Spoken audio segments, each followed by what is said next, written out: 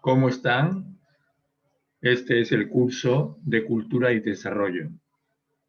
Y ahora vamos a dar lectura a la unidad número 6, cuyo tema es el aporte de los judíos y los moriscos a la cultura del Perú.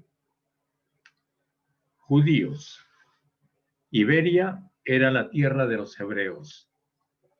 Allí donde tuvieron que emigrar después de la destrucción de Jerusalén por parte de los romanos en el año 70 después de Cristo.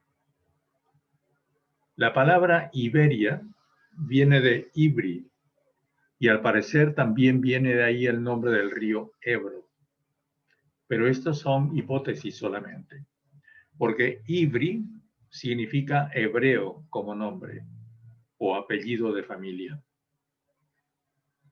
Cuando el Imperio Romano se hizo cristiano, la península ibérica, que los romanos llamaban Hispania, quedó convertida en provincia y diócesis cristiana. Cuando los monarcas de Castilla y Aragón dominaron mediante la guerra todo el territorio de la península, se encontraron con una densa población judía que vieron como un estorbo para sus objetivos de dominio monárquico y católico.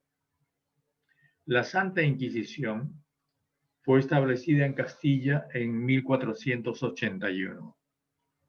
Durante los 11 años que siguieron, muchos miles de judíos que habitaban la península fueron obligados a irse dejando todas sus pertenencias o a convertirse a la religión católica. Muchos se convirtieron al cristianismo para salvar su vida y se adecuaron al nuevo régimen, pero siempre fueron vistos como sospechosos de practicar sus ritos en secreto. Frecuentemente fueron acusados de conspirar contra los ocupantes castellanos. Lo que sucedía en realidad era que sus familias eran muy cohesionadas, no solo por el parentesco, sino por los negocios comunes y la religión. Ante la presión de los conquistadores castellanos, se dividieron. Algunas familias se convirtieron al cristianismo y colaboraron con los nuevos dominadores. Otros resistieron y fueron expulsados. Se dice que el propio Cristóbal Colón era judío. Esta hipótesis se formula a partir de su nombre, Cristóforo Columbus, que corresponde al de los judíos conversos. Cristóforo, perteneciente a Cristo, y Columbus, de paloma, Espíritu Santo. El aporte judío al descubrimiento de América parece haber sido fundamental.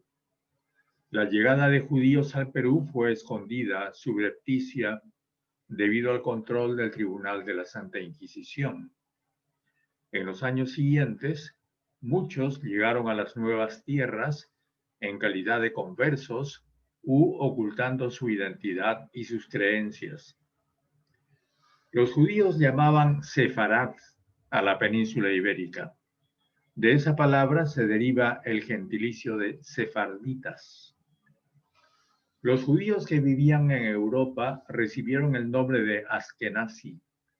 Numerosas comunidades judías vivieron en Polonia, Rusia, Ucrania, Rumanía, Alemania, los Países Bajos y otros países. Ricas familias judías contribuyeron a la riqueza de Holanda, pero también hubo miles de judíos pobres. Todos ellos tuvieron que sufrir el intento de exterminio nazi durante la Segunda Guerra Mundial. Los askenazíes o askenazí representaban más del 90% del total de los judíos del mundo. Hoy su cantidad relativa se ha reducido en un 80 o 74%. Los judíos misraíes o misrajim son descendientes de las comunidades judías del Medio Oriente y del norte de África. En el Israel actual, esta palabra hace referencia a todos los judíos de países árabes asiáticos. Se calcula en 500.000 los judíos que viven en América Latina. Alrededor de la mitad viven en Argentina. Hay varias organizaciones que operan entre las comunidades en la región. Los primeros judíos ya conversos habrían llegado con los primeros conquistadores, pero es difícil identificarlos. Sus descendientes viven todavía en la Sierra Norte del Perú y en el sur del Ecuador.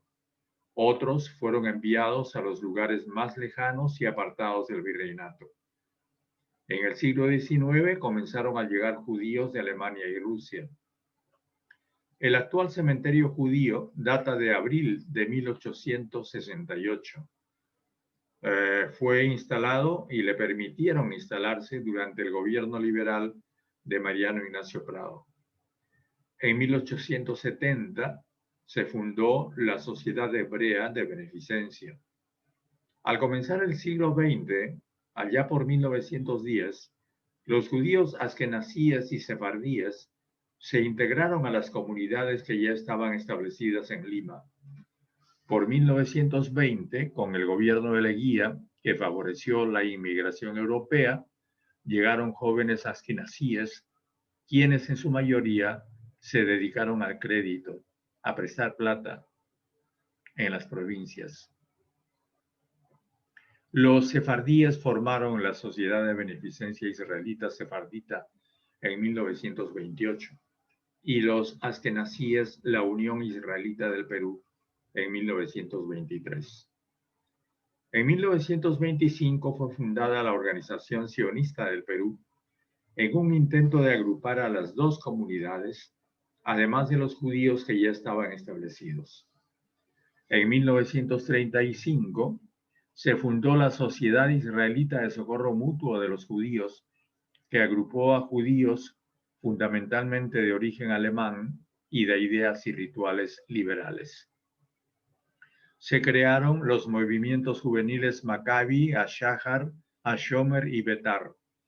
Fueron abiertas las sinagogas Askenazi en 1934 y Sefardí en 1933 con locales propios.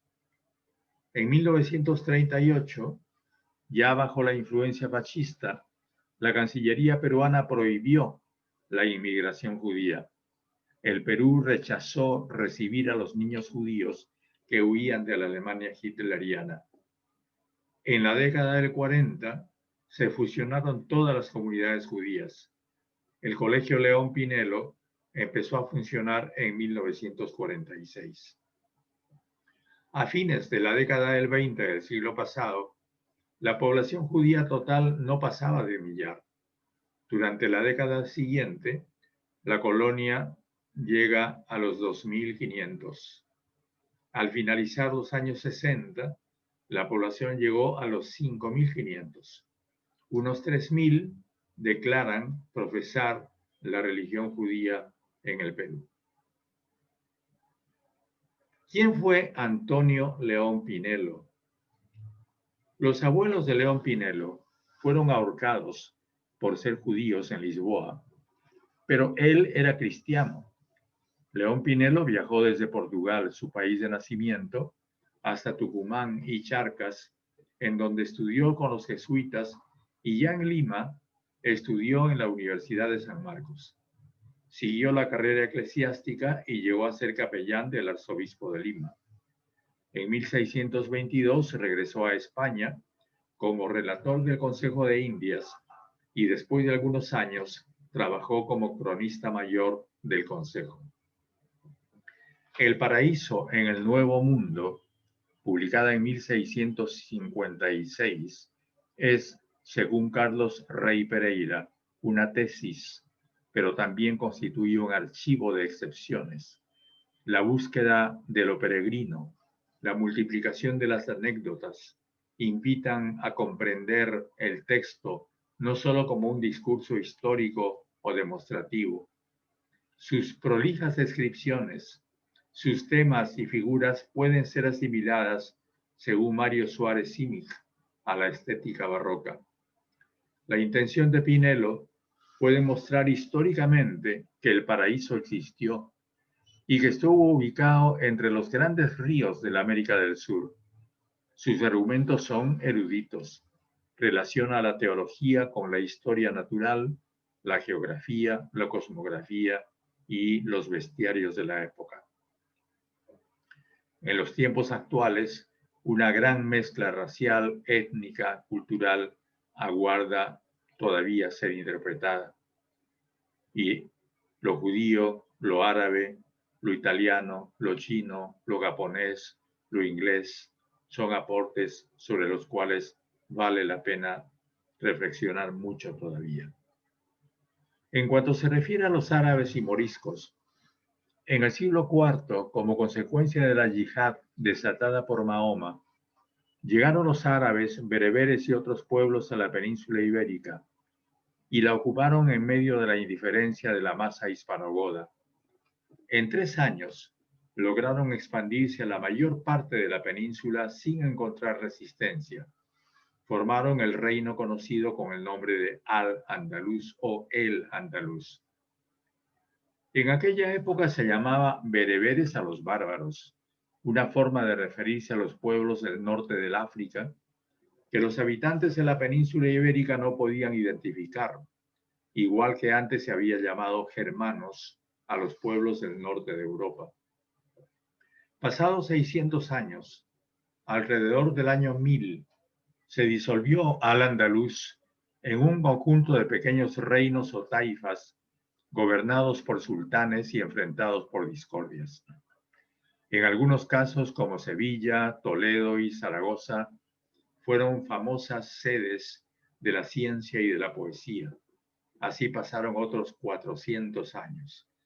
De todo ese proceso resultaba un complejo grupo de pueblos de origen árabe, bereber, judíos, astures, vascos, navarros, catalanes y castellanos que coexistían en la península y un entrecruzamiento de relaciones entre reyes y señores descendientes de los árabes, visigodos, bereberes y judíos. Fue el papado, previo al Renacimiento, el que presionó para que la unión de los cristianos y la ruptura de la coexistencia del cristianismo, el islamismo y el judaísmo se realizase. Los papas querían ampliar su poder espiritual, convirtiéndolo en temporal. La heterogeneidad no era funcional a ese propósito, necesitaban homogeneidad. Por eso Gregorio VII y Gregorio IX conminaron a los reyes cristianos a romper con los judíos para lograr la unidad religiosa en su proyecto de un solo rebaño y un solo pastor. La Inquisición, que había sido fundada en 1184 en el sur de Francia para combatir a los cátaros o albigenses, con los mismos propósitos de monopolio espiritual, se implantó también en 1249 en el Reino de Aragón. Isabel, llamada históricamente la Católica, se hizo cargo de Castilla en estas condiciones. Con la ayuda del cardenal Francisco Jiménez de Cisneros, creó el Tribunal de la Inquisición en 1476 y decretó la expulsión de los judíos en 1492 y de los mudéjares musulmanes de lejano origen árabe establecidos en la península en 1502. Iniciada en 1481 por los cristianos bajo el pretexto de que el emir de Granada se negaba a pagar el tributo tradicional a los castellanos, la Guerra de Granada se convirtió en la tarea principal de Isabel de Castilla y Fernando de Aragón. Los recursos para la guerra vinieron en parte de préstamos proporcionados por judíos conversos como Luis de Santángel o Isaac Abravanel. En 1492, Isabel y Fernando conquistaron el reino islámico nazarí de Granada y en 1512 el de Navarra, además de Canarias y Melilla. El Papa español Alejandro VI, perteneciente a la familia Borgia, Les concedió el título de reyes católicos en 1494, después de la conquista de Granada. Consiguieron la unión territorial, sobreponiéndose al poder de eclesiásticos y nobles y apoyándose en las ciudades y en la pequeña nobleza, pero cada reino mantenía sus privilegios en una suerte de federación de autonomías. Como otros países de Europa, la España de información tenía varios conflictos cuando sus aventureros cruzaron los mares hacia otros continentes. Isabel I redujo el poder de la nobleza castellana. Además, al lado o debajo de esa capa social, había una pequeña burguesía comercial y artesanal en las ciudades castellanas del siglo XVI. Había conflicto entre los grandes comerciantes de Burgos, sede del Consulado del Mar, donde se centraban las exportaciones de lana castellana, quienes deseaban exportarla en bruto, y los manufactureros de Segovia, que deseaban una mayor cuota para poder desarrollar una incipiente industria textil en Castilla, como la que existía en Flandes, que por esa época todavía utilizaba lana castellana. Los conversos eran objeto permanente de sospecha por parte de la Inquisición. Había tensiones en las ciudades donde el poder político estaba en manos de clanes que operaban teniendo en cuenta sus propios intereses. Había postergación de los hermanos menores por los mayorazgos. Diversas formas de servidumbre y esclavitud formaban parte de este complejo sistema social. La España que llegó a América se negaba a sí misma. Había perseguido a los moros, pero ella era mora en gran parte, lo que se evidenciaba en la arquitectura mudéjar, los velos de las tapadas, los dulces de la mesa, los apellidos de las familias, las costumbres patriarcales, las celosías. Decía que era goda, pero la distancia temporal e histórica entre los godos y los castellanos era inmensa. Quería la pureza de sangre, y ella era producto de la más compleja mezcla de sangres diversas. Y cuando los Habsburgos se hicieron del poder con Carlos I, sostenían que eran españoles e independientes cuando en realidad no eran otra cosa que un dominio austríaco, lo que hizo de América en realidad un subdominio de los Austrias. El proyecto de Carlos V, Felipe II y sus sucesores tuvo un enorme costo en armas, guerreros, funcionarios. Todo lo pagó América, pero el oro y la plata de Indias no fueron suficientes para mantener una economía atrasada, una política anacrónica y una ilustración prácticamente inexistente o no deseada, si bien es cierto que existió un amplio y complejo aparato legal. Debajo de la palabra España, todavía en el siglo XVI, cuando llegaron los conquistadores al Perú, se escondían las identidades árabe, bereber y judía.